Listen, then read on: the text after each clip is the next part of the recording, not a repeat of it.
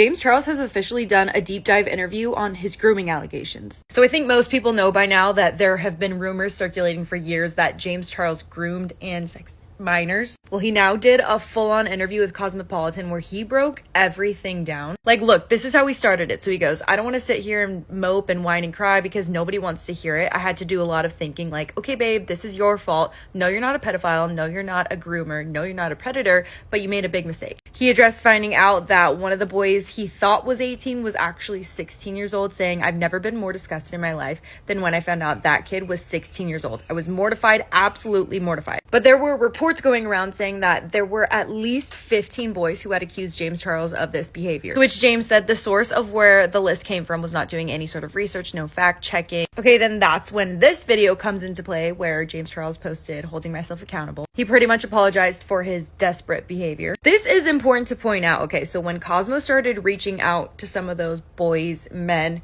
who were accusing James Charles of inappropriate actions, apparently one of them asked Cosmo if they'd be willing to pay him for his information. And then another accuser said that they had already privately apologized to James Charles for, quote, telling him I was 18 a few years ago and the TikTok I made that blew the situation up. Then James Charles goes, oh, I absolutely did up, but denied ever engaging in grooming. He said when he's talking to someone, he started asking for their ID, so he's turned into basically a club bouncer at this point. That pretty much summarizes everything, so let me know your thoughts on this interview and if you have any questions.